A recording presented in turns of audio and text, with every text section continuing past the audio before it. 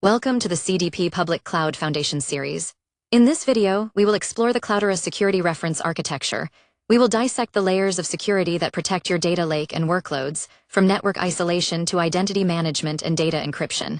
Let's get started. To understand CDP security, you must first understand the architecture.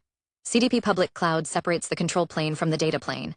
Cloudera manages the control plane, which hosts the management console and orchestration services. However, the actual heavy lifting your data lakes and data hubs runs inside your own cloud account, whether that is AWS, Azure, or GCP. This means your data never leaves your environment. Security relies on a handshake. You provision specific cross-account roles or managed identities that grant Cloudera permission to create resources in your VPC, but you retain full control over the network policies and data access limits. This diagram illustrates the separation of duties. At the top, the Cloudera control plane issues orchestration commands. These commands cross the security boundary into the customer cloud account below. Inside your account, the data lake and data hubs are provisioned. Crucially, notice that these clusters read and write directly to your customer data in object storage, like S3 or ATLs. The data flow stays local to your account, ensuring that while Cloudera manages the infrastructure, you own the data. The foundation of the security architecture is network isolation. Cloudera recommends a fully private network configuration. In this setup, your worker nodes, the machines actually processing sensitive data, are deployed into private subnets. They are not assigned public IP addresses, making them invisible to the public internet. When these nodes need to communicate outbound, for example to download updates or communicate with the control plane, traffic is routed securely through a NAT gateway. This architecture minimizes the attack surface by ensuring that no direct inbound connections from the internet can reach your compute resources. Here we visualize the traffic flow in a fully private network.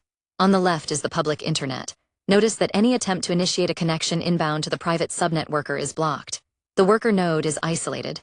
However, the worker can initiate outbound traffic, which flows through the NAT gateway. The NAT gateway then forwards the request to the internet. This ensures that while your cluster can reach the world to function, the world cannot arbitrarily reach your cluster. If the network is private, how does Cloudera manage it? The answer is the Cluster Connectivity Manager, or CCM. Traditionally, you might need to open SSH ports or maintain bastion hosts, which are security risks. CCM eliminates this by using a reverse tunnel architecture. An agent inside your private VPC initiates a secure, TLS-encrypted connection outbound to the Cloudera control plane. Once established, management commands travel back through this tunnel. This means you do not need to open any inbound ports in your firewall for Cloudera management traffic, significantly hardening your perimeter. This sequence diagram details the CCM handshake. The agent in the customer VPC on the left wakes up and initiates a TLS connection to the Cloudera control plane on the right.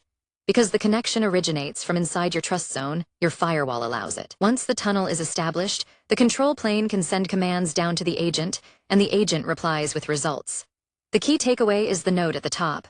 No inbound ports are required for this bidirectional communication. Managing cloud credentials is a common security challenge. CDP uses the ID broker service to solve this. Instead of distributing static AWS access keys or Azure secrets to every node, which is a major risk, ID broker acts as a secure exchange. When a user runs a job that needs to access S3 or ATLs, they authenticate to the cluster using Kerberos. ID broker takes this identity, verifies group membership, and trades it with the cloud provider for a temporary scoped access token. This token allows the job to access specific storage buckets without ever exposing long-term credentials. Follow the numbered steps in this identity flow. First, the user job authenticates to the ID broker service using standard Kerberos. Second, ID broker validates the user and requests a token from the cloud IAM or SDS provider. Third, the cloud provider returns temporary credentials. Fourth, ID broker passes these short-lived credentials back to the user job. Finally, the job uses these credentials to securely access data in cloud storage. This ensures seamless, credential-free access for end users. Securing the perimeter involves two layers. First, at the application layer, we use Apache Knox. Knox acts as a gateway for all HTTP interactions, such as accessing the Hue UI or Cloudera Manager. It handles SSO authentication and hides the complex internal topology of the cluster from the outside world. Second, at the network layer, we use security groups. We typically deploy a Knox security group that allows inbound HTTPS traffic only from your corporate VPN or trusted sitter ranges. All other nodes sit behind a default security group that blocks all external inbound traffic, allowing only internal communication between nodes. This visual shows the funneling of traffic. The user browser connects strictly via HTTPS on port 443. This traffic hits the Knox gateway, which is protected by a security group firewall. Once authenticated, Knox acts as the proxy, forwarding requests to internal services like Hive, HDFS, or Yarn. The internal services are never directly exposed to the user, they only talk to Knox, ensuring a single hardened point of entry. Once a user is inside, what can they do? This is handled by Apache Ranger. Ranger allows you to define policies down to the column and row level for services like Hive and Impala. But in the cloud, users often access storage directly. This is where Ranger RAZ comes in. RAZ intercepts requests to cloud storage like S3 or ADLs and enforces Ranger policies. This means that whether a user queries a table via SQL or tries to read the underlying file directly from S3, the same Ranger policy applies, preventing data leaks through side channels. Here's the authorization decision flow. A user request enters the system. It is immediately intercepted by the Ranger policy engine. If the policy permits, the flow proceeds to resource access green. If not, it is diverted to access blocked red. The RAZ hook ensures this logic applies even to direct cloud storage access, unifying your security posture across all access methods. Finally, we must protect the data itself. CDP supports full encryption at rest using customer-managed keys, CMK. You create keys in your cloud providers KMS, AWS KMS, or Azure Key Vault and grant CDP permission to use them. This ensures you control the kill switch for your data. Additionally, all data in transit is encrypted via TLS. To tie it all together, Apache Atlas tracks data lineage, showing you exactly how data flows through your system and ensuring governance compliance. This diagram depicts the encryption hierarchy. At the top is the cloud KMS, where you manage your master keys. These keys flow down to secure both the attached volumes disks on your compute nodes and the object storage buckets. Any data entering these storage mediums is automatically encrypted using your keys, ensuring that physical access to the storage does not compromise your data.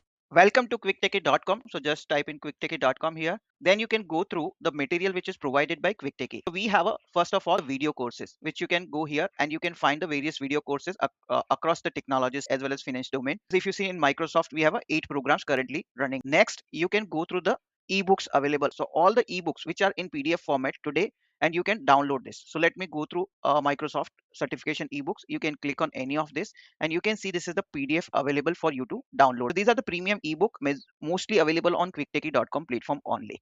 Now the second part is exam simulator. As we primarily focus on the all technology companies and finance domain certification preparation material, so this is company wide listed here and you can go through this. So let me go through the Microsoft one again. You can see these are all Microsoft related certification. AB 730 exam, if you open it, so you can see here this, and all the practice papers are available here. Today we have a 5 practice paper. So click on the first practice paper, it would load the questions. You can answer this question. This is way you can answer it and you can move to the next question.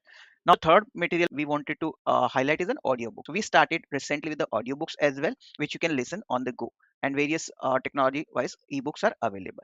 And at the last, this is our alumni. These people who are subscribing to our courses and this platform, they are all listed here. And at the end, I wanted to tell you, if you find any course or training or certification preparation material which you want to get us prepare for yourself, please put on the comment section. If you're watching on YouTube, on Udemy, or on this platform itself, quicktechie.com, then please put the comment, or you can even send an email to using this contact us options here. You can directly do the WhatsApp message. You can call us on this numbers as well.